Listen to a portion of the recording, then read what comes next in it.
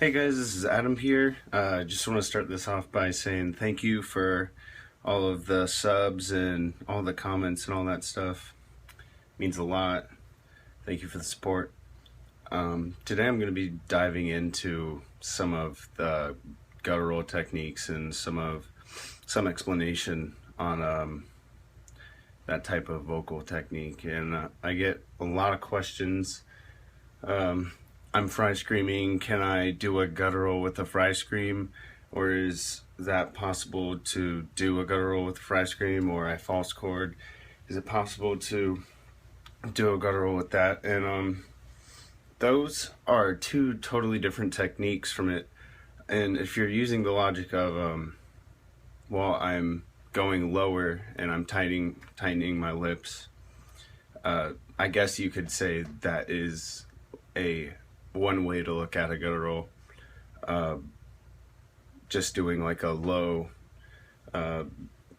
crazy noise. But the type of guttural I'm talking about is something like, I guess you could say what Phil Bozeman uses. It's the closest thing I could say it could be is a false chord, even though it's not. It just sort of is rougher like that, more deep, has more depth to it. But yeah, so fry would be like, "Ah!" And then a false chord would be like, "Whoa!" And then guttural, the bass of it is just gonna demonstrate one real quick. It's like, it's a different type of technique. The bass sound of it that you would have to get down is like a real sort of swallowed sound, like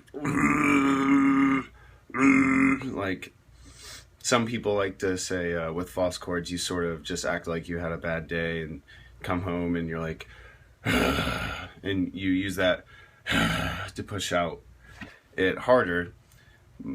Same thing with practically every technique. You're just taking this sound, this and you're pushing it harder and giving it more air and just some backbone to it.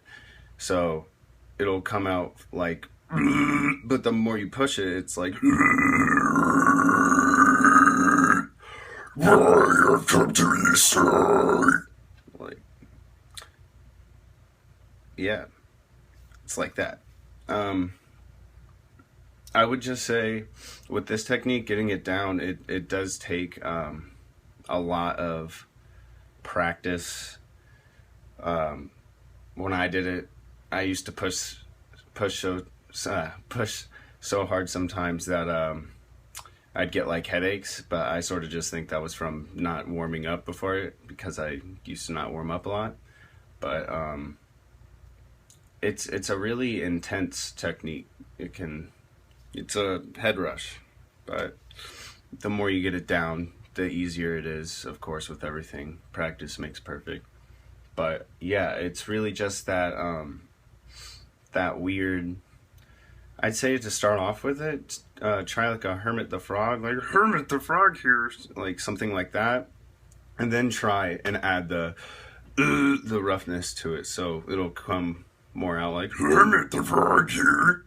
Like, and then you just push harder and use your deeper chest voice or whatever you want to call it to pull it out, make it pop. But yeah, that's the basic look at, I guess, that technique. When I do it, I mean, you can do anywhere from mids to lows to, I guess some people can do highs with them. I don't really do highs with those. It's just sort of, I don't know, I have a lower voice and I sort of just use what goes best with my voice. But yeah, I can demonstrate some mid. So a mid, it's more just like the low, you got like that, your tongue on the roof of your mouth. A lot of you guys already know that technique. But with a mid, it sounds almost sort of like My Damnation-y type of Chelsea Grin stuff. Like that type of really just just a deeper mid. Some, I guess, would just call it a low, but you can go higher with it. Like, I'm not really up there. I don't like to do that kind of stuff, but yeah, just showing you guys sort of the stuff you can do with it. A lot of bands, or a lot of vocalists, I guess, this is what you would call a slam technique. I guess a exhaled slam technique if you're not inhaling. I wouldn't suggest that. But yeah, that you take that and you sort of just push it, grab out more of the so that it like clicks with that. So it's like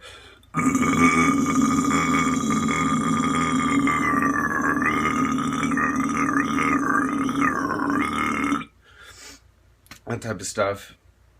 You can do a whole bunch with it. You just got to keep practicing that technique. It takes a little bit to get it down.